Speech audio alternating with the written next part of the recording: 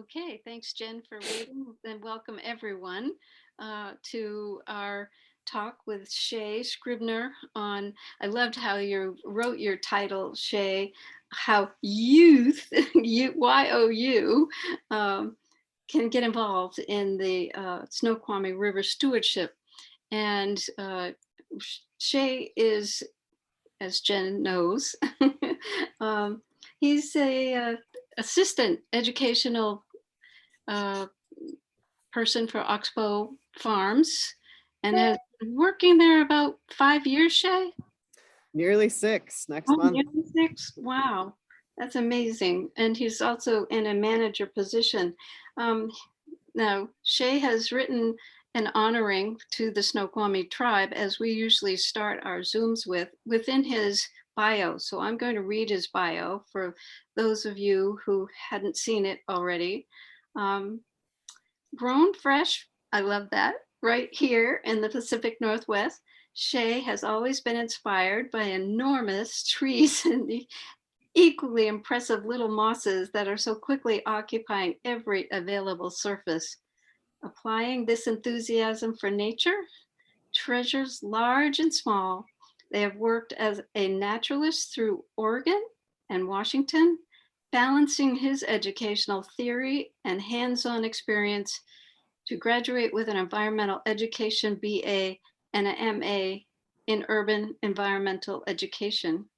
From serving on a riparian habitat restoration crews to installing in the Snoqualmie Valley, Shay enjoys employing the ways of humans can work with nature and support the resilient habitats in both rural and urban environments. They wouldn't be more excited to explore healthy food and local ecologies built with loving communities. Thank you, Shay. And broaden the curiosities with adventurous learners at the Oxbow Farm and beyond. Shay, I'll let you do the honors of honoring the Snoqualmie tribe and the indigenous people of our area. Yeah, thank you, Donna. And thank you to the Sustainable Resource Committee for hosting these conversations. We've been talking together for about a year now about having this conversation happen. So it's really cool to be here with you all, and I'm glad to see some new faces as well as some familiar ones, and share some ideas based on the work that I've done working with youth here in the Valley and throughout King County.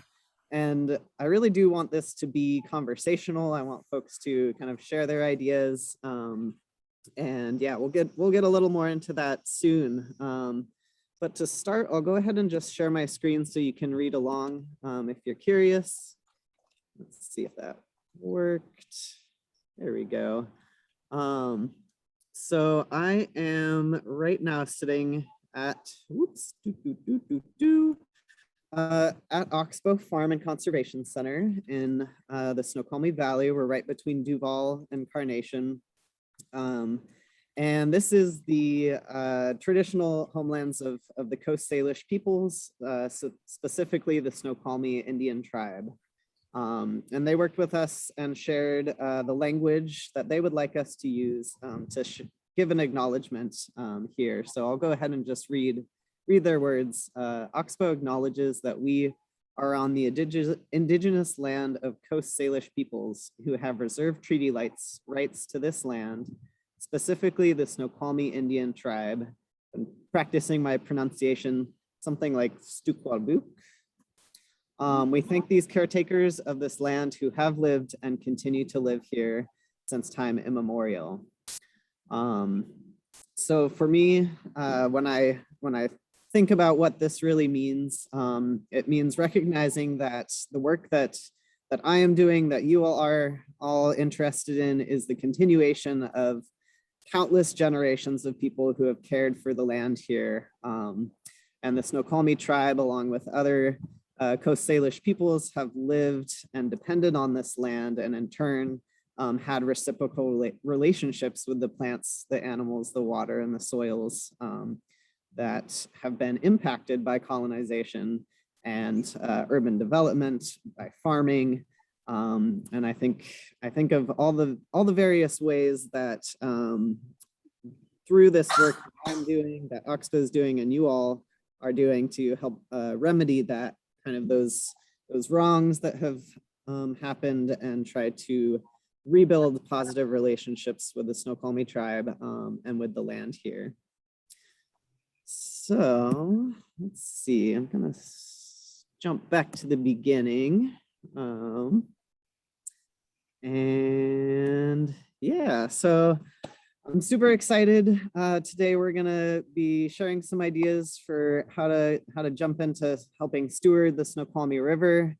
Again, my name is Shay Scribner. I tend to use they, them, or he, his pronouns, and I'm the assistant education manager for the education program here at Oxbow Farm and Conservation Center. And that's where I'm tuning in from today, just to share real quick, if you want a full screen my video on your own screen, I'll give you just a little porch side tour here. I'm sitting on our porch. We have our barn here with our offices, and behind me on one side is an orchard. We have fruit trees here, apples, pears, one extra special peach tree. Behind the orchard and behind this kind of wall of plants is the namesake of our farm. It is an Oxbow Lake. It was once a curve in the Snoqualmie River. About 100 years ago, the river essentially found a shortcut and now flows kind of outside of the farm fields there. But behind those trees is the remnants of that curve in the river, which is a lake called an Oxbow Lake. That's what the farm is named after. You can see some of our farm vehicles down here, some of those tractors, delivery trucks. And then moving further this way, this is where I spend most of my time. Our Oxbow Kids Farm, our education farm, where we invite youth and adults, kids of all ages, to come out and experience farming hands-on.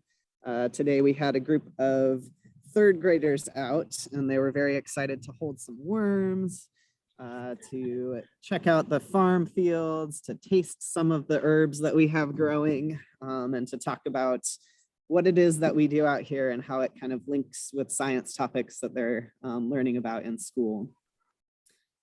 Thank you, Shay. That's really nice tour. I love it. Yeah, I can see a lot from the porch up here. I had no idea about the Oxbow Lake. Yeah, let me jump back real quick into, before I show you another picture, I'd love to hear just who's in the room today. You can drop in the chat, maybe like an answer to my question here. My question is, what is one thing that you're excited about when it comes to stewarding the Snoqualmie River Valley? What comes to mind? And if you'd rather share out loud, you can go ahead and unmute. We have a pretty small group today, so I think we can do that easily. What are you most excited to think about, to learn about, to practice in caring for the Snoqualmie River? Give us a couple minutes.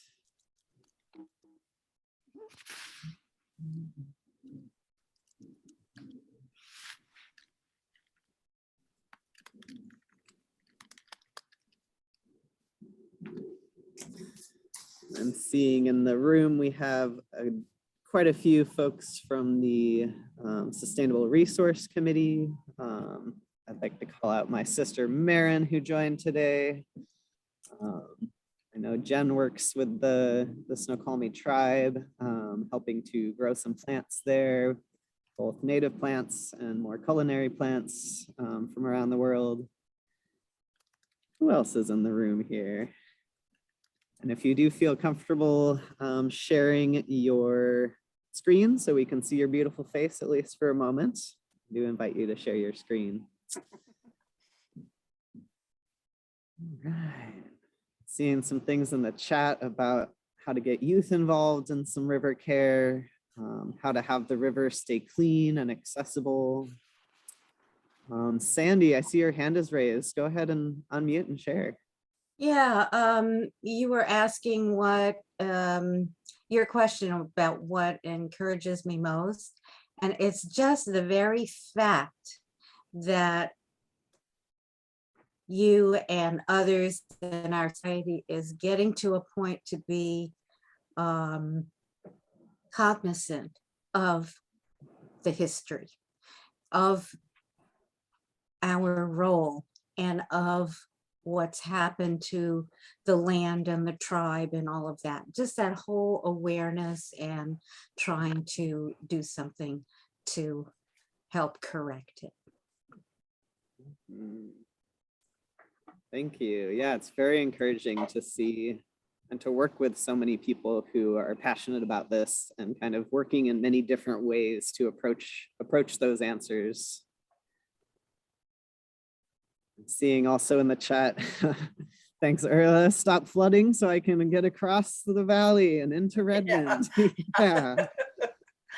And flooding is a natural part of the valley ecosystem from this hillside behind me to the hillside across the valley here. This is the river's land, and it has evolved and shaped this valley and continues to do so. And flooding is a part of that, but maybe there's ways that we can kind of mitigate that flooding and figure out how to work with it in a way that can be less damaging and impactful on the human side of things, and getting around is certainly one of those. Reducing human impacts, such as so that native plants and animals continue to thrive. Swimming in the river, thank you all for dropping things in the chat. And fish, definitely, there are still salmon that thrive in this river, and it's an ongoing effort to make sure that salmon are able to continue using this habitat here. And thank you, Jen, for how to engage communities and coming together and working, with tribal members and with other community members. I really appreciate that kind of human aspect of all of this. All right. Well, I'm gonna jump back into sharing my screen with you all. And there we go. We got to see some of who is in our virtual room today. And here's another perspective on Oxbow. This piece of art was done by our lead conservation specialist here. His name is Matt Disler. And he showed up to work one day and said, "Hey, I did this little art project this weekend. What do you think?" And you're like, "It's amazing. I want to share this with the world." So he added a couple more details, and his mindset in creating this was to try to illustrate the ways that all of what we do at Oxbow is interconnected, that our organic farming practices are really in an effort to maintain and improve the health of the soil. And by improving the health of the soil, we can improve the health of the water that we also are working with out here. By doing things like planting stream buffers, native plants along the edge of the farm fields to help reduce runoff of things from our farm fields, we can help protect water quality. And in doing so, that water that we use to irrigate our fields is also better off. The interconnections of pollinator habitats and the community that comes together out here, having educational programs, trying to engage people in exploring the land, kind of in whatever terms they are most comfortable with, and then kind of pushing those edges of comfortability to try new things out here. And have deeper conversations. We are a nonprofit organization, and as I mentioned, we work in a few different areas. I'm on the education team. We also have a native plant nursery that Jen used to work in, and we have a production farm. We sell to local grocery stores and restaurants such as PCC. It's kind of a big market. We also have an on-farm farm stand open every single weekend and do a CSA program so folks can sign up and come get food on a regular basis from us. Integrated throughout all of this is our conservation work, taking those plants that we're growing in the native plant nursery and planting them on the landscape here, as well as throughout the Snoqualmie Valley, and sharing with groups such as Stewardship partners and the Snoqualmie tribe, collaborating on habitat restoration projects. So again, just there is my acknowledgement for the Snoqualmie tribe that I kind of bumped to the top. And all the pictures, by the way, that you're seeing in this slideshow are ones that I have taken throughout the valley here. So this is a picture of Snoqualmie Falls, a sacred place for the tribe. They still host ceremonies there, some of which the public is invited to come observe. And the mist that fills your screen is considered a sacred mist, helping connect the spirits of the land and the sky and ancestors with folks who are on the ground today. So if you haven't yet, I do encourage you to visit the falls and check in with the tribe. I'll share a couple more tips for connecting with the tribe later on. So I'm curious, what does stewardship mean to you? I am going to try something new. I haven't done this before, but I tried to make a word cloud thing. So let's see if this works. And if it doesn't, that's okay. So see if you can click on that link and go ahead and enter a response to the question. I'll go ahead and drop in the chat again. What does stewardship mean to you? How do you define it? How do you practice it? What does it look like? What does it feel like? Let's see. We can get some answers here.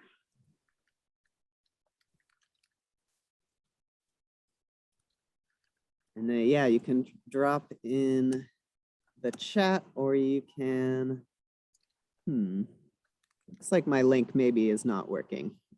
Has anyone got it to work? I did, I think. Yeah, I'm there. Yeah, I got it. Me too. It's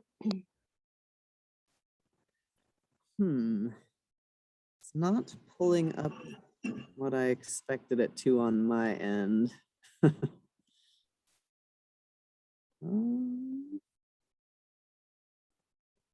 What did I do? Oh, There we go.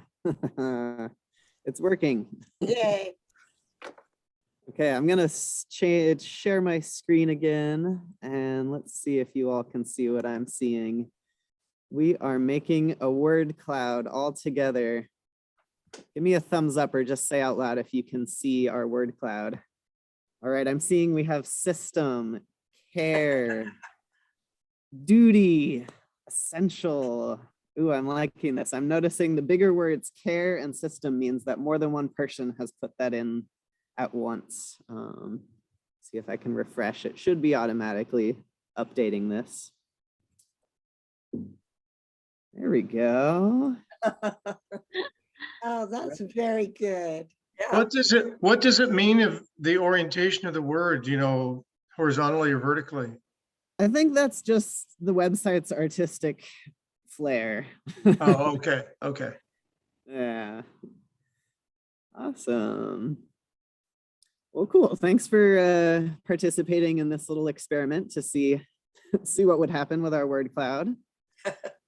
And it's good to see that we have some overlapping ideas already. Yeah, and I would love to open this up once again for anybody to share out loud. If you'd like to raise a hand and share with the group. Is there anything that came to mind when you thought about that question?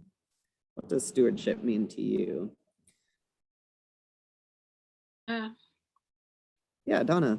I just thought action.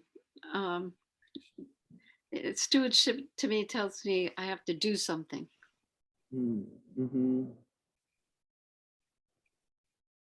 Yeah, Richard. Yeah, you're caring for, you're supporting, you're nurturing, but not just for yourself, but you're thinking about those who come after you also. So for those who come after you to appreciate and to enjoy. Yeah, thank you. It's a practice not in selflessness, thinking of others who may be coming after us. And Charlotte, I see your note in the chat that stewardship is also building a familiarity, building a relationship with the land, with the environment, and with the humans, plants, and animals that we share this beautiful valley with. Yep. Yeah. So I am wondering, I had a note in my description of this chat to bring along a pen and paper if you had a chance. So go ahead and pull that out if you have a way to take notes handy. I am not super tech familiar, but one resource that I do really appreciate these days is social media. Honestly, it can be challenging. It's it's not exactly, the first thing that comes to mind when I think of stewardship and education, but it's become a really interesting resource that I go to try to find new ideas and connect with new people. And I saw a collection of slides that I'm just going to share the first slide with you all today. And present. Took me to the beginning again. Just gonna slide through here real quick. Here we go. So this slide was shared by a really inspiring person named Patty Gonia, a drag queen for the environment. And Patty, very clever name. You got to have the punny name. Patty shared this thought exercise and some beautiful slides that were put together with a couple other educators, Dr. Ayanna Elizabeth Johnson, Nick Carpenter, and Mary Heglar. And they framed it around what you can do for the climate. But this can really be applicable for any big thing that you are excited about, that you're passionate about, but maybe feeling a little overwhelmed by. Caring for an entire river valley. There are so many ways to get involved. There's so many angles you can approach this with. So how do you even get started? So I would like us all to take a few minutes now, and look at these 5 kind of pieces of this puzzle, and think for you personally, or maybe for the youth that you have in mind. Maybe it's your own children or your students that you may have an opportunity to work with. And I really love to start with what brings you joy. So let's take about a minute to just jot down any ideas that come to mind for this first point here. When you just think about that question, don't even think about, the bigger problems of the world, but just the real simple things. What brings you joy? Let's take a minute to reflect on that.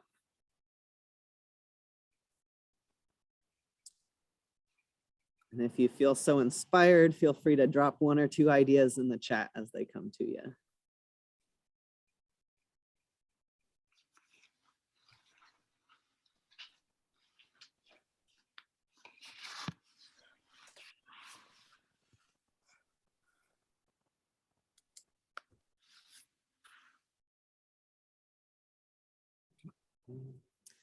These could be tangible things like eating chocolate. They could be intangible things like knowing that someone is out there doing good in the world. Taking pictures of nature, especially flowers. Yes, thank you, Karush.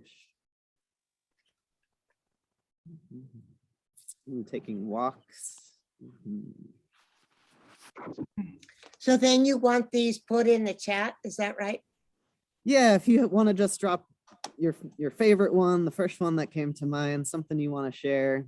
If you have more private things that you don't want to share, that's fine too. All right, we're getting some good ideas, riding bikes, the beauty of nature. All right.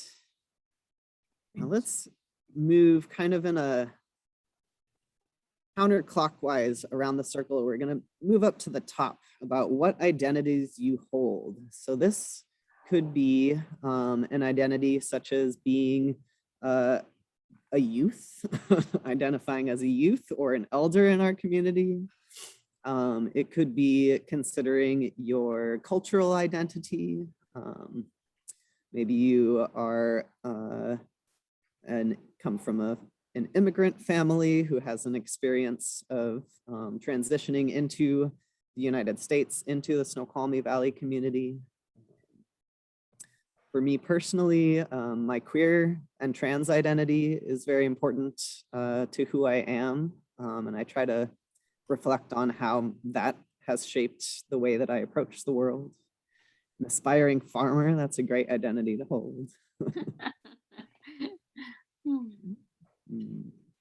Yeah, maybe your identity is kind of grounded in the work that you're already doing. Do you consider yourself an educator? As you're jotting down your notes about that, you might start noticing some ties to the next point about what and who are your communities? Who are you already connected with? Start jotting down some notes about that. Yeah, Donna, your identity as a helper. Appreciate that.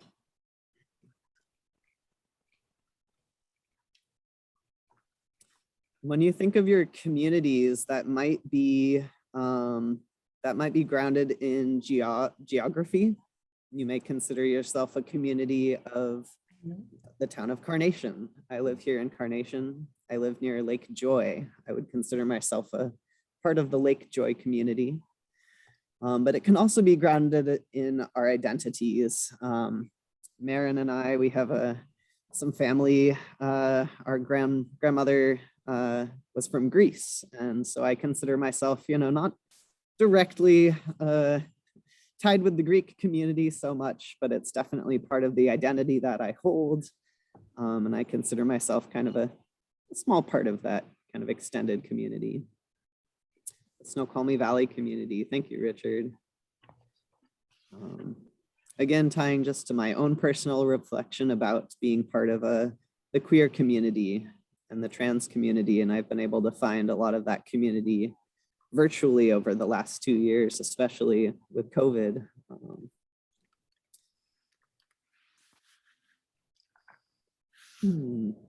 World community.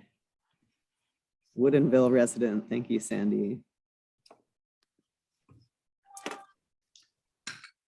Now, whether you're thinking about climate change or you want to focus in on the Snoqualmie Valley stewardship piece that we're touching on today, let's start thinking about what needs to be done. What problems have you noticed, whether personally, witnessing trash floating down the river after a big summer day of people rafting, or maybe you've heard rumor of challenges, of problems that need to be solved.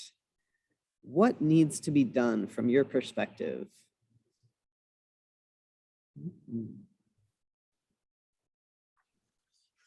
That's a really big question. So at whatever scale you feel is right for you today, you can start jotting down your answers to that question. Can I say something? Oh, please, yeah. Sorry, if you were raising your hand, I can't quite see everybody at once right now. Okay. I first introduce myself. This is my first time joining you, but Dr. Green has been telling me about your group, and I was really looking forward to join you. I'm Li Xin. My artist name is Mystic Voice. And I'm new to this area. I have been a pioneer in China and Korea for 30 years. I just returned to America and I came to Washington State. And I want to share with you what I have felt after I came here, especially after I encountered the Snoqualmie River, because I've been holding healing and meditation concerts around the world in some like the conflict zones and in also spiritual vortex areas. So it gave me the eye to see when I come to a spiritual vortex area. So when I came to the first day I landed in Seattle airport, on the way, Fatana Green, Dr. Green's wife, was kindly picking me up from the airport, driving to North Bend. I saw the landscape and the mist rising from the earth, mingling with the clouds in the sky, and the weather change 4 times from sunshine to rain, and then the clouds formation. I just exclaimed, I said, this is a spiritual vortex area. And then the next day, she took me to the Snoqualmie Falls. And there, I experienced this feeling like I was so astonished. And then I went to Dr. Green's farm and I meditated by that river.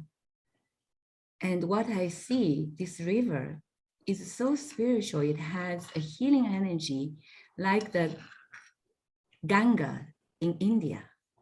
It's a mother river. It's not just a physical river like winding there. There's something very special about this land. And Mount Sai is a spirited mountain. So I envision, as I sat there by the river, I see that this whole area should become a healing ground, a healing and a meditation ground offered to at least, the community in Seattle. Like there's so many youth, so many families, they're struggling in depression. They're struggling in, anxiety. They need healing. And what can be better than working in the fields, in the farms, and meditating by the Snoqualmie River? So I've been holding sacred ceremonies, sacred chanting at sacred sites in, special, in many places. And that has been like so healing for the communities. I stayed in Jeju Island, Korea, which is another very special place. And the people there, they remind me so much of the Native American people. And I think that there is a link between the people of Jeju Island and the native tribes in America. So I really would like to learn the history of Snoqualmie tribe and the Salish people, the Salish tribe. I still don't know what is the difference, and I really would like, to learn from you. And so thank you, and I'm very honored to meet you. Thank you so much for coming off mute and just mentioning that you would like to share, because that was amazing. Thank you so much for sharing. And it sounds like you're doing really amazing work around the globe. And I feel very lucky to have you in our virtual room here today, and to have you as part of our community here in the Snoqualmie Valley area. Thank you. I think you are on a special ground. It's really a holy ground to me. So I would like to connect with, with the native tribe people, and I'm really looking forward to that. If you can connect me. I can speak for a minute. I'm not a tribal member, Yeah. but I'm an employee with Snoqualmie Indian tribe. Mm-hmm. And so, yeah, the river, the falls, and Mount Si are all very important ancestral lands of Snoqualmie Indian tribe. And if you haven't heard of it yet, the Ancestral Lands Movement. Have you heard of Ancestral? No, I'm new to this area. I just new to the area. I'll post it in the chat for you, because that might be exactly what you're asking for, to learn more Yes. about ancestral lands. So I'll put that in the chat for you right now. Okay, thank you. Thank you, Jen. I was gonna share a link for that too. Yeah, the Snoqualmie Tribe Ancestral Lands Movement just celebrated its 1-year anniversary. And it is a project facilitated by the Snoqualmie Tribe, sharing tips and resources and kind of reflection prompts to encourage folks to interact with the land here, with the waters, with the tribe, in a reciprocal, positive manner. So thank you, Jen, for dropping that link in there. My computer decided it was too sleepy to open my link that I was going to share, so.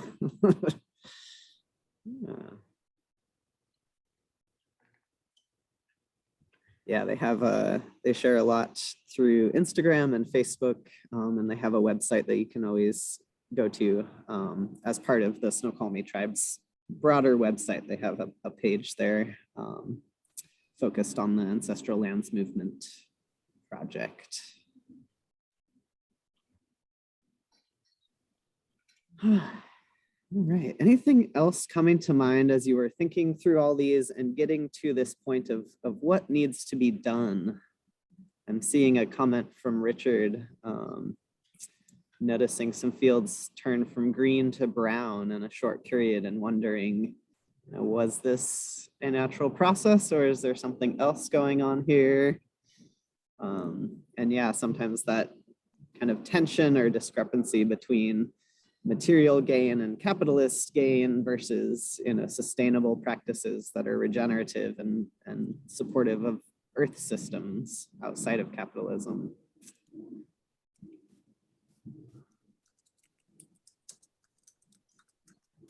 Anybody else have anything come into mind that you'd just like to share at this point? Yeah, Charlotte. I just, the thing that's foremost in my mind is that there's so many people doing so many good things. And I agree. I think, thank you so much for recognizing and talking about the spirituality of this place, because the thing that brings me joy is going to the farms, and I can't even explain what it's like. When I come away, I feel like I've just been completely refreshed. So it's the most wonderful experience. But there are so many people working in the area of sustainability and working and that are concerned about protecting this environment and supporting it, and the youth care. But how do we bring everybody together? So for me, I think the need is to bring everybody together so that we understand what's going on, and together we have so much to offer, you know, and the diversity that we have in this broader Snoqualmie community, I think is really a gift. And so I'd like to see that happen. That's what I think needs to be done. Yeah, Donna. Sometimes I think that the river actually separates instead of, it flows as one, but it kind of fractures the areas. Therefore, the areas stay fractured. They don't come together under one heading of interest, or it's more people together under the same passion. That passion brings more energy, more ability to get attention and of others, and also able to change easier. So I struggle with that in trying to be more active in the area. We really had to work at it. We really had to work at finding you, Shay. and also, you know, be able to participate in some of the good farming areas that have, you know, come in their own fruition. They've been able to grow, to be able to offer more to the local people and bring them together. And your work with young people, of course, helps, and teachers.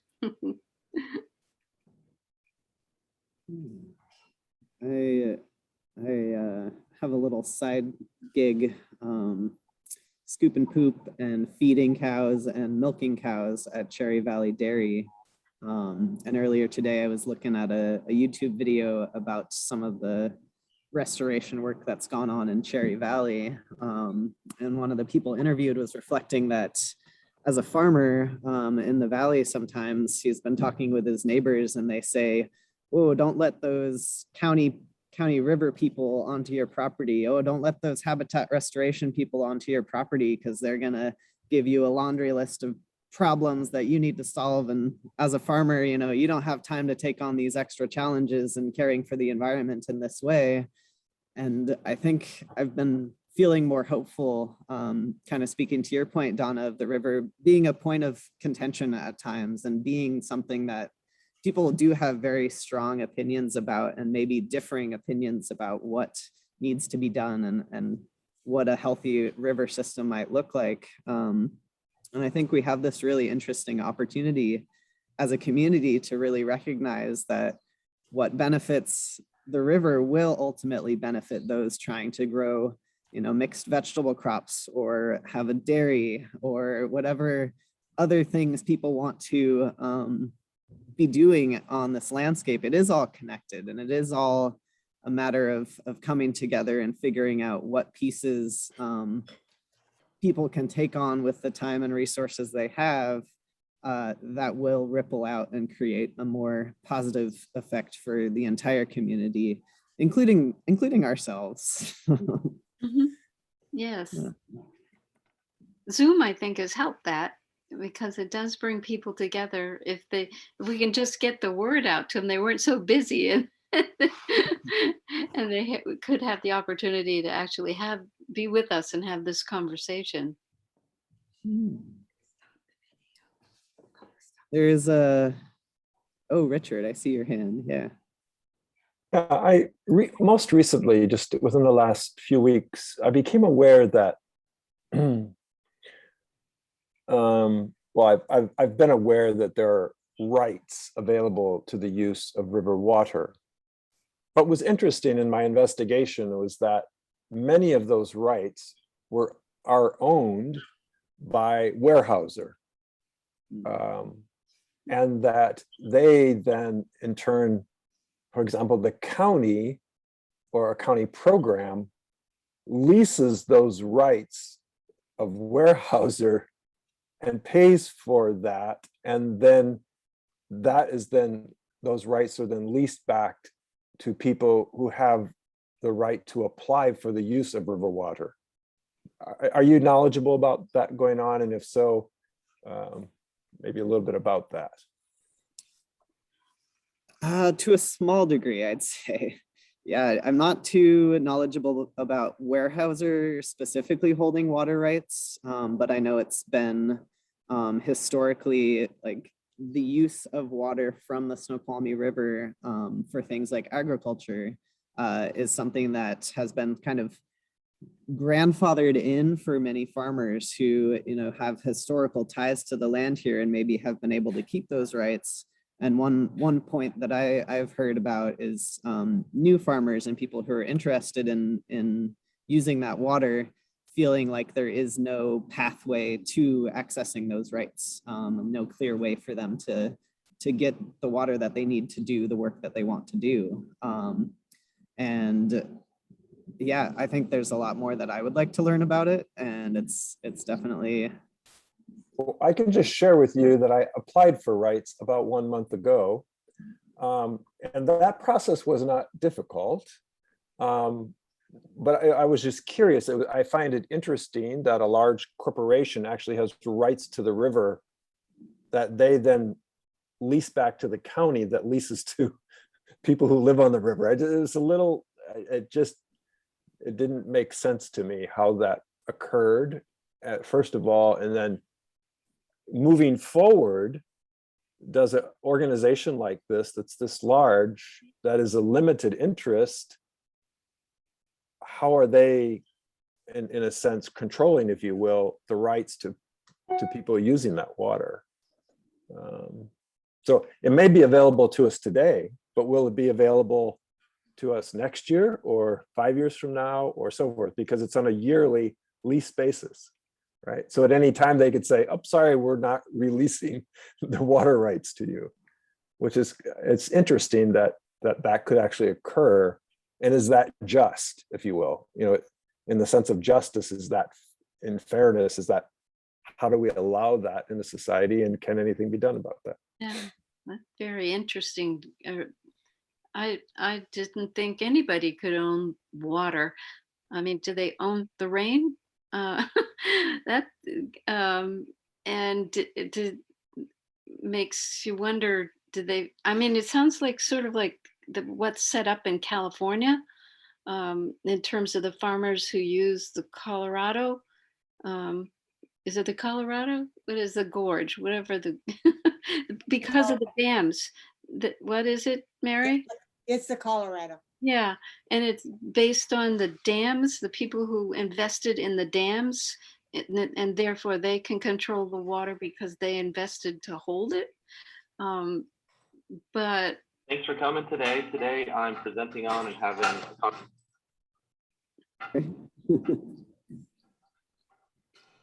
okay.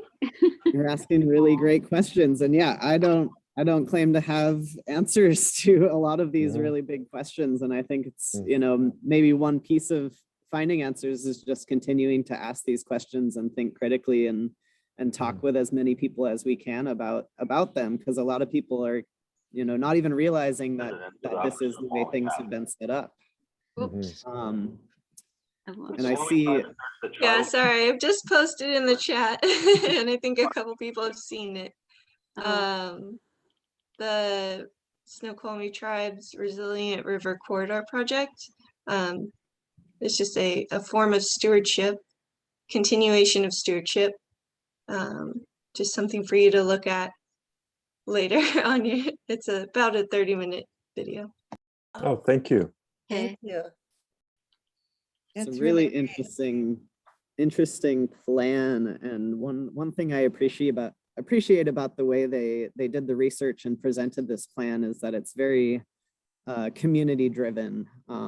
It's not, you know, just ecological, you know, parameters that they're considering, or, you know, business needs for, you know, working in this place, but it's really tying it all together and grounded in the human experience of this place being a part of an interconnected ecosystem with the plants, with the water, with the animals that we rely on, and in turn are supporting, you know, in hopefully a reciprocal way through this caring for the river.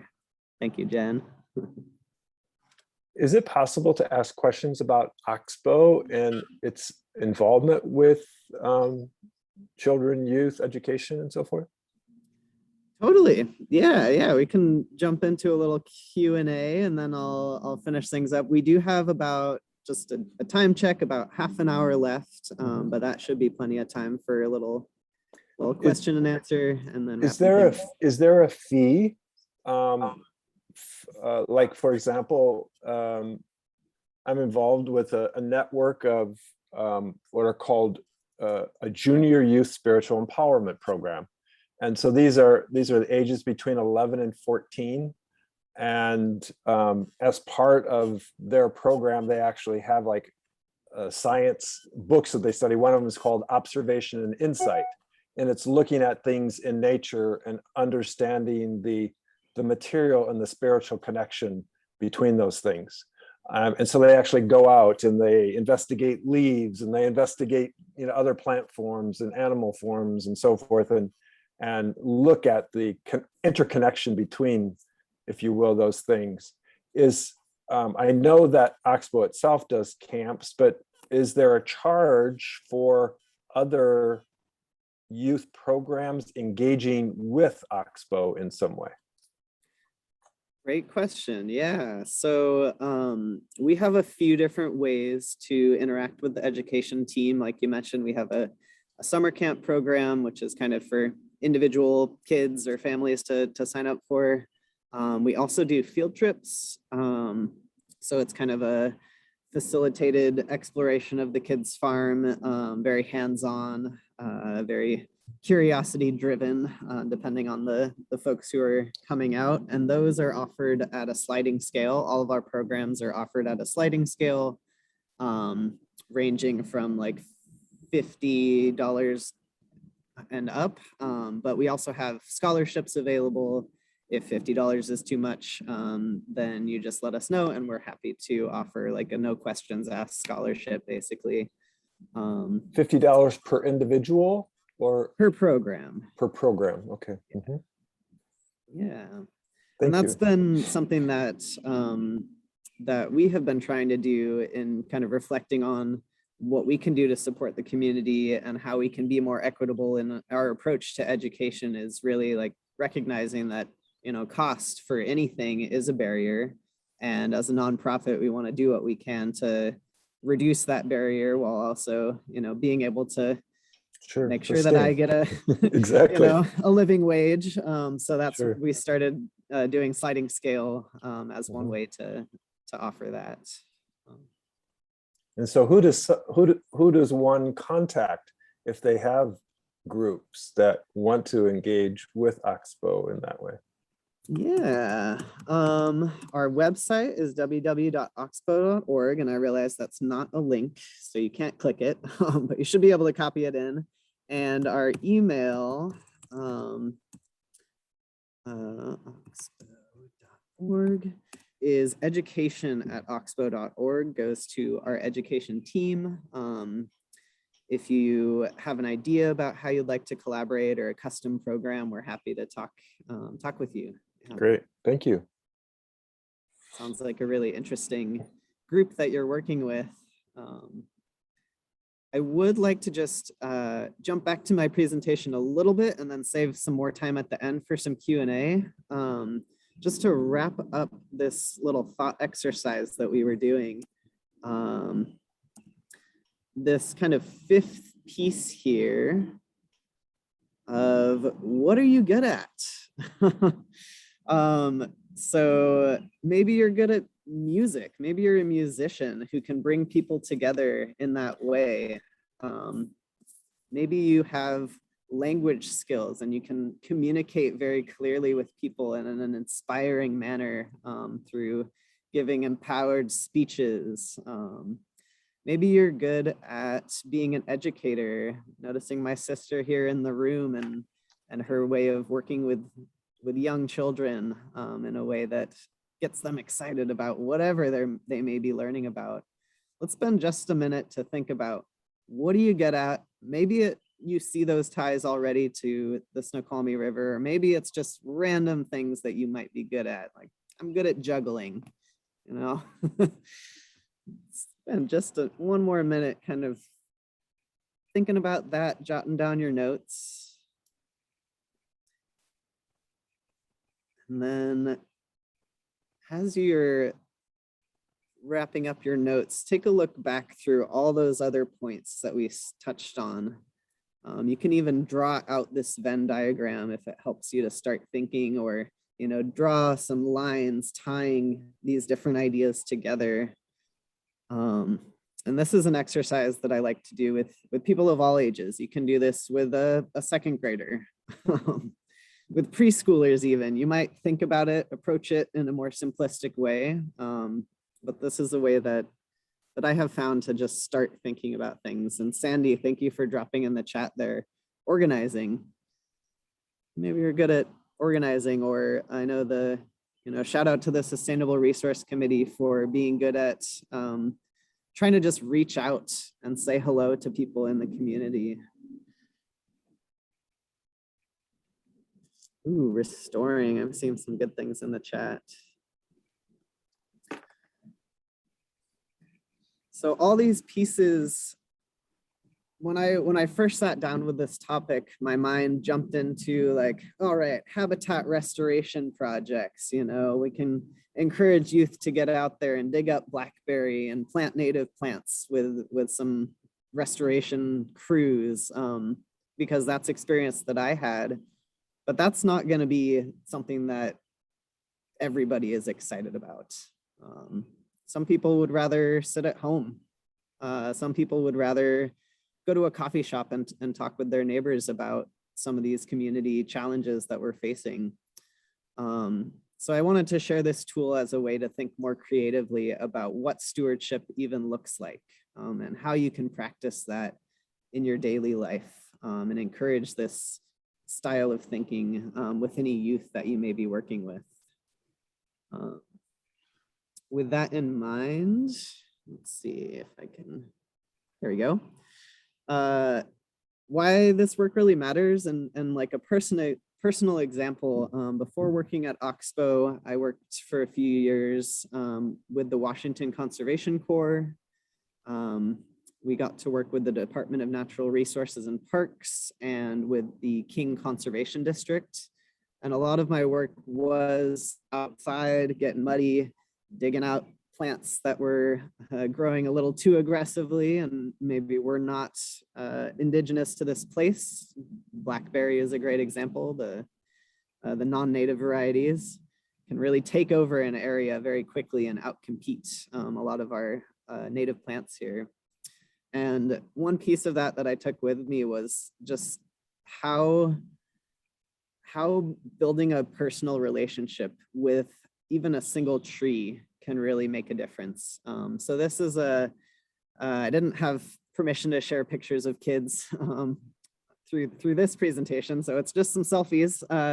This was a little Douglas fir tree that we planted with some summer campers about 4 years ago here at Oxbow. You can see the little baby tree on the left. And I went back to visit this tree about 2 months ago, and it was taller than I could even like barely fit in a selfie picture.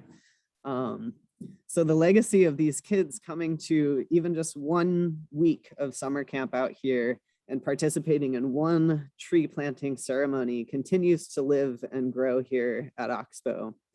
And as these kids come back over the years, I'm hopeful that they will remember that tree that they got to help plant and go visit it, now growing on the edge of a swale where beaver have created a dam and store water, where I just last week saw a little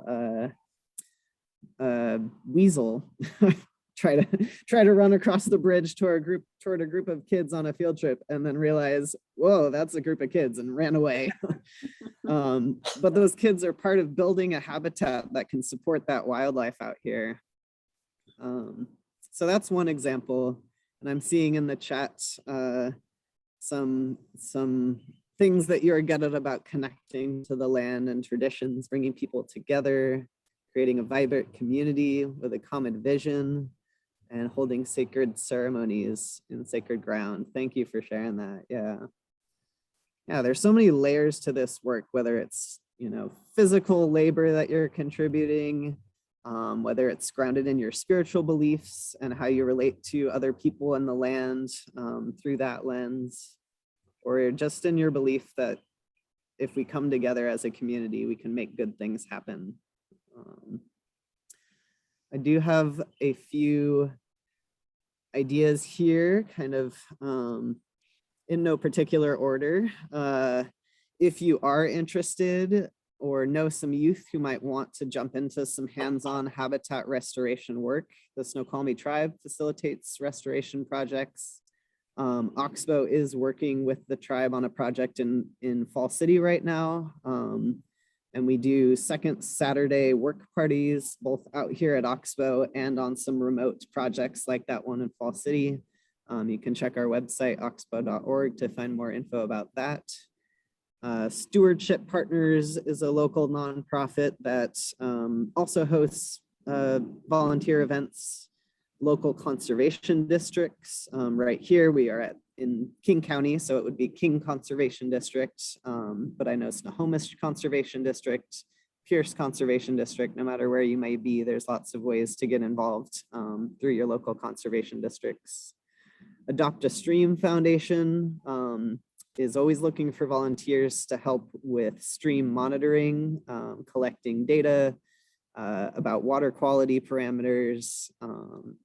Stream Keeper is another similar organization that looks to work with community scientists and people interested in tracking and supporting the health of local rivers and streams, Conservation Northwest, and then as I shared before, if you know any youth who are age, I believe it's 17 to 25, I haven't checked, but AmeriCorps offers lots of different opportunities, and specifically the Washington Conservation Corps is a 6-month or year-long service commitment. You are technically a volunteer, though you do get a stipend, so you are hopefully able to cover your bills, and you earn a education award to apply to going to college or trade school at the end of your service term.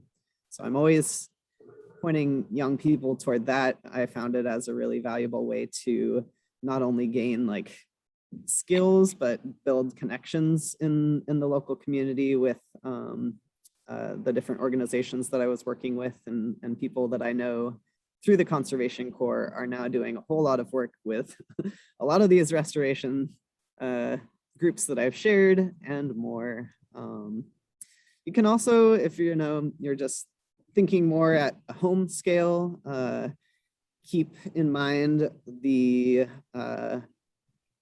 way that you're caring for your home and your yard, using toxin-free products as best you can, considering your energy use, reducing and diverting water waste.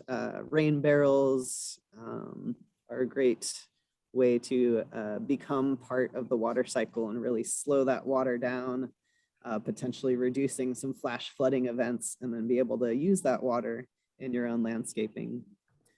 Being an employee on a farm, I'm also always mindful of eating as thoughtfully as possible.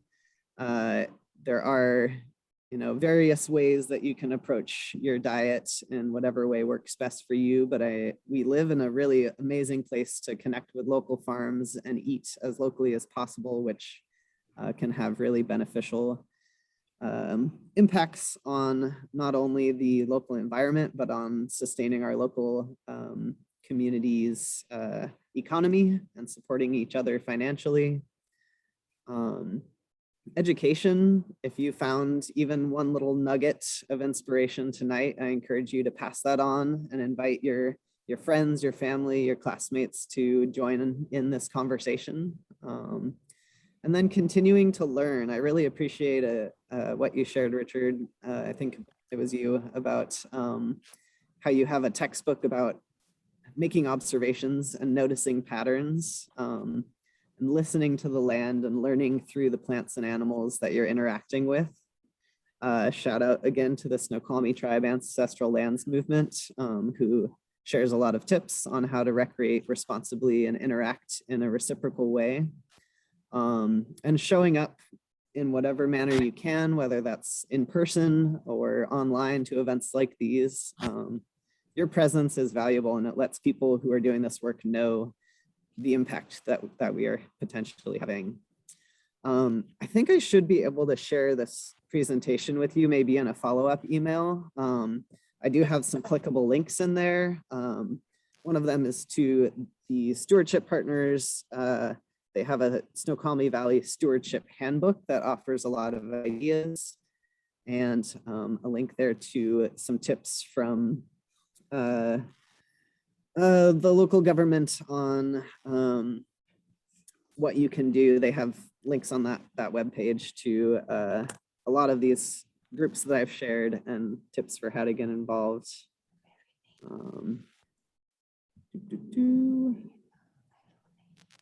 There we go.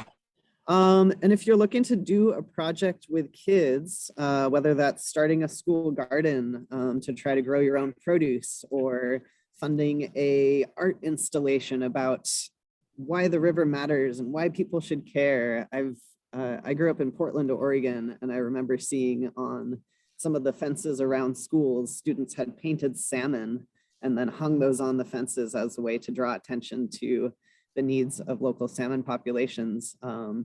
You can find some resources or some funding for that through things like your local school foundation. I know Monroe School District has a school foundation that can offer financial support. Local Kiwanis and Rotary clubs can often support that. The Fish and Wildlife has some habitat at home tips and funding resources there. And again, I'll try to share this afterwards so you can click those links and not jot down a whole bunch of notes right now. And last but not least, I just wanted to share these words from Robin Wall Kimmerer, who wrote Braiding Sweetgrass, Gathering Moss. She's an amazing author and speaker. And this is just a little note from Braiding Sweetgrass that stuck with me. We are showered every day with gifts, but they are not meant for us to keep. Their life is in their movement, the inhale and the exhale of our shared breath. Our work and our joy is to pass along the gift and to trust that what we put into the universe will always come back. So with that in mind, thank you so much for joining. And stick around and do some Q&A. We got about 15 minutes left, but if you need to peel off, do what you gotta do. Thank you all so much again for being here. Oh, thank you. This is wonderful. Yeah. There's so much to think about. Right? There is no Yes. one answer to this Lot of question. information. But it's so inspirational too. Anyway, I'll be quiet. I think Cool. Ben, Thank you, Ben. Thanks, Marin. I have a question because you are in the education business. How are you feeling about the best way and your experience of reaching the youth to get them involved, especially if you don't get them when they're really young? Yeah, there's so many things that come to mind, and I think one thing that comes to mind is really grounding it in your own personal experience, whatever that may be. So we do a practice here at Oxbow where we start our mornings with a stretch circle and sharing what we feel grateful for that day. And then kind of from there, we're able to build a conversation around, well, how is that going to guide our exploration around Oxbow today as a team? What are we already excited about that we can follow through with? So asking folks, youth especially, what are you grateful for? And what are you most excited or curious about? And then following that curiosity in whatever way you can. A lot of our programs we set people up with kind of that question and then are able to go with the flow. It takes some practice as a facilitator to be able to do that effectively. But that's my favorite way of learning myself, and it's my favorite way of teaching. Well, I know that you've been working with teachers, so I'm glad to hear that there are teachers in the system that are interested in sharing not only the conservation aspect of your educational programs, but also the possibility of being farmers in the future, as well as being a conscientious person to live on the land. And I know it always helps when you start children young, early, but what has been your experience, maybe personally as well as through the teachers, how they're managing to keep the youth active in any one of those areas? Yeah, I think the first thing that came to mind was some of the career exploration field trips that we've hosted here. We've had teachers reach out saying, hey, my students, are in middle and high school and they're starting to think about what they want their career to be. And a lot of these have been supported through like this idea of STEM, science, technology, engineering, and mathematics. And we've had teachers who say, yeah, we're connected with Boeing, talking about how to engineer airplanes, or we're talking with Microsoft about what technology, opportunities in technology there are. And I feel like reminding people that agriculture is technology, that farming is science, that that habitat restoration is an art. It is a practice in STEAM or STEM topics, and that there are so many creative pathways to explore in those careers, such as our social media people who are helping, you know, engage people through our social media platforms in creative ways, or the folks, you know, designing research plots on how to best manage the plants out here in a way. We have a new restoration project looking at long-term tree health with climate change in mind, and wondering, hey, if we take seedlings of trees who are better adapted to warmer, drier conditions of, say, Central and South Oregon, and we plant them up here, will those trees survive better long-term than some who have grown here and been adapted to more cool and wet climates that we may not be experiencing?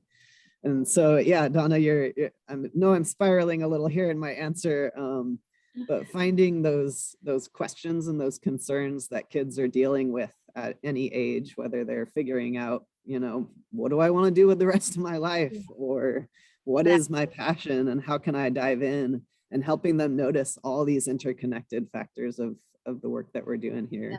Well, it's good to hear. I'm so happy to hear that there are more teachers interested in helping their students go down those lines of possibility. Mhm.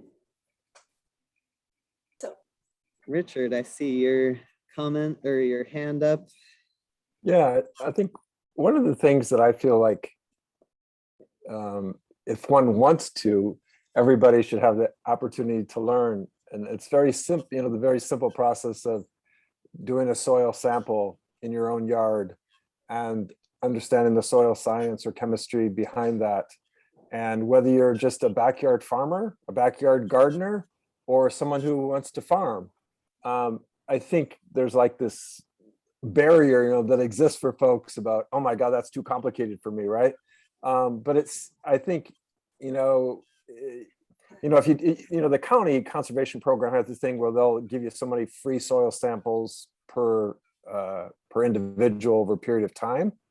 But then you go to, you send that soil sample to a lab, and they come back with these, this is what your soil needs, but it doesn't really tell you how to accomplish that, right? So many people would just go out and buy chemicals, like, for example, if they need more nitrogen, maybe they would go out and get ammonium sulfate or something like that, or they would get different sources of chemical sources of that element. So I think it would be great to learn, okay, if I want to do backyard gardening and I want to use sustainable practices, how do I, or where do I get supplements that would allow me to use things from nature to bring back those elements into the soil that my soil need? That's a very basic thing, but I think so many of us don't know how to do that. So many people don't know how to do that. Yeah, I'm it's another Zoom.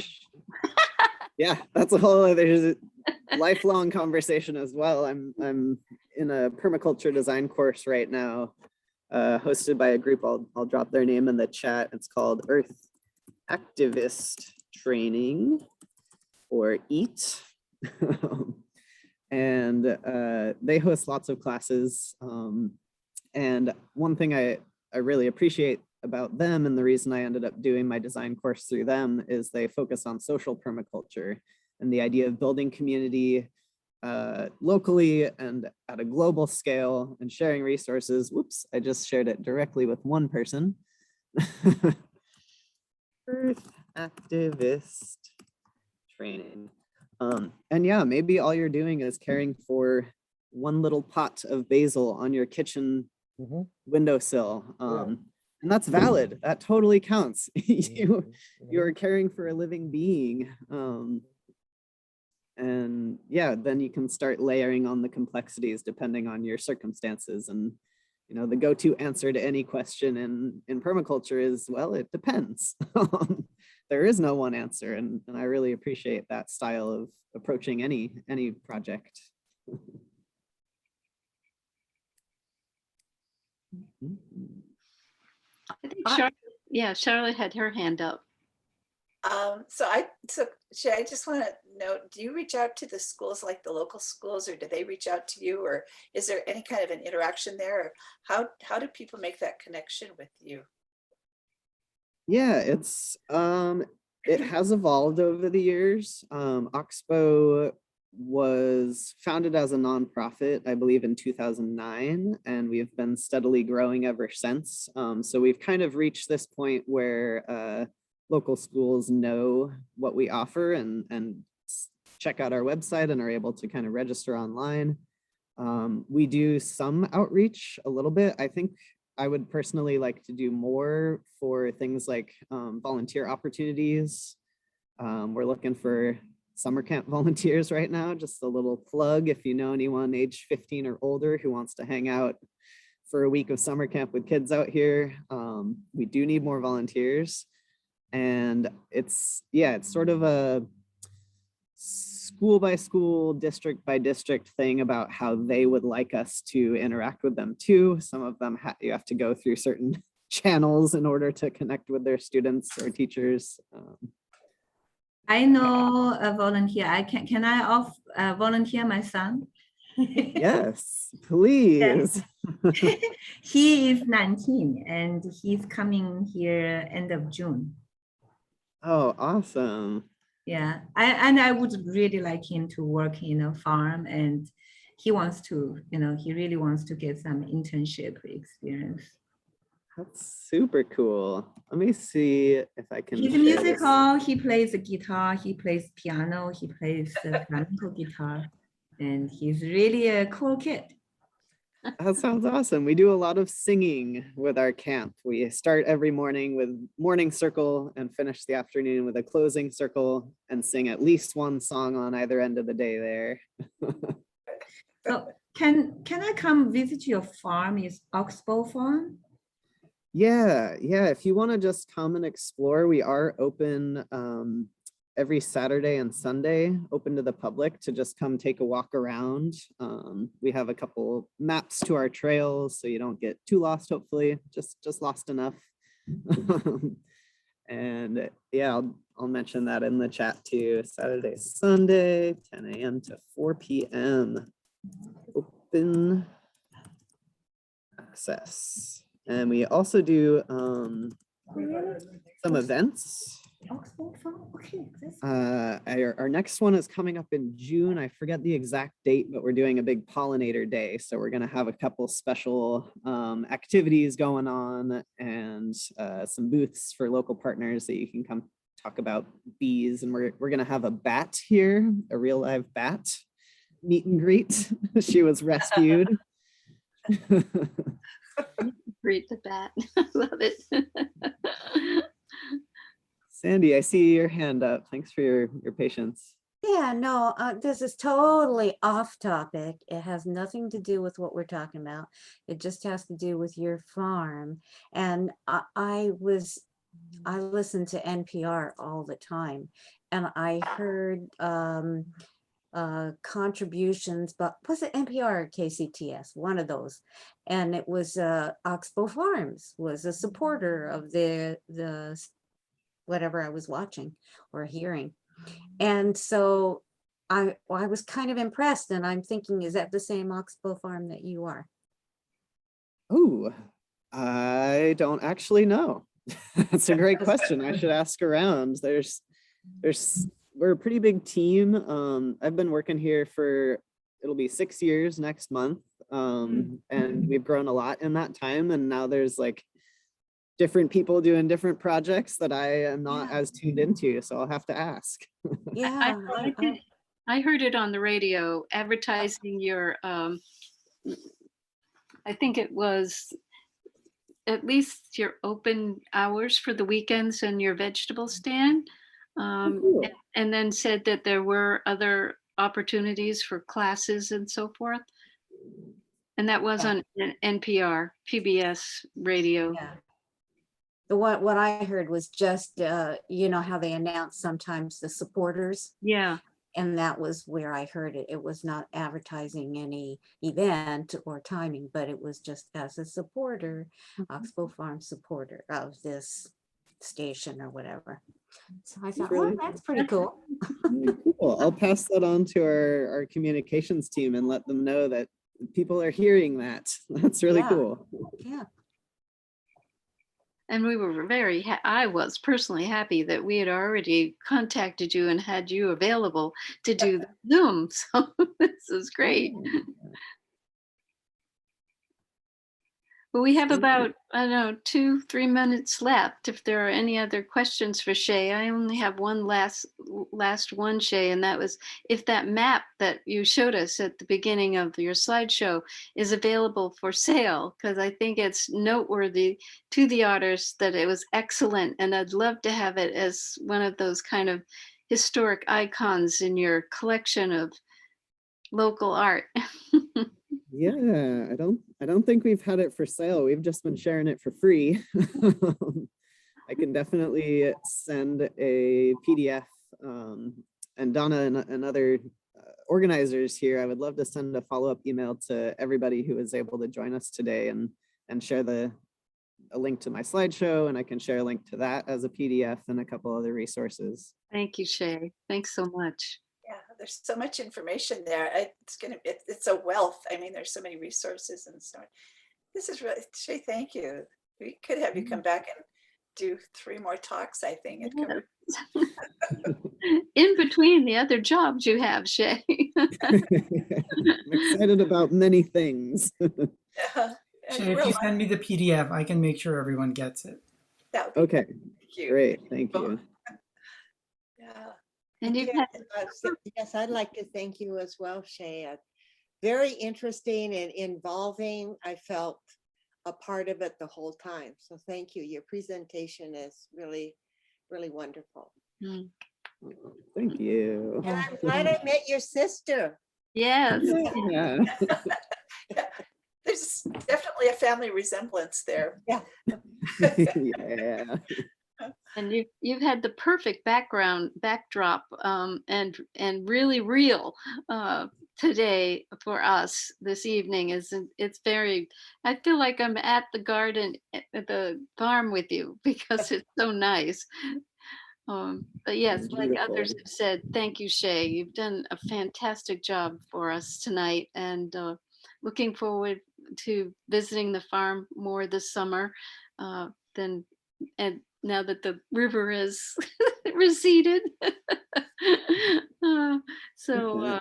Please think about coming back and doing another Zoom at some point. Would love to, because you are a wealth of information to share on different subjects within your educational background and experience. So I will let you go. It's like 8:29, unless anyone else has anything else they'd like to ask or share with Shay. I just like to say thank you for the work that you're doing at Oxbow too. You people are really visionary. And it's really inspirational. And thank you. Really is. I feel inspired by everybody here every single day. Yeah. I'll teach you all just one little thing I learned from some food corps people.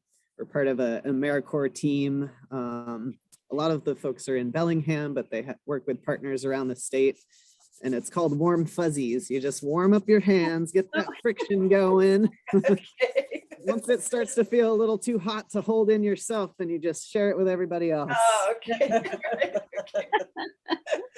Bye-bye, everyone. Thank you so much. Good night. Good night, Shay. Thank you. Bye.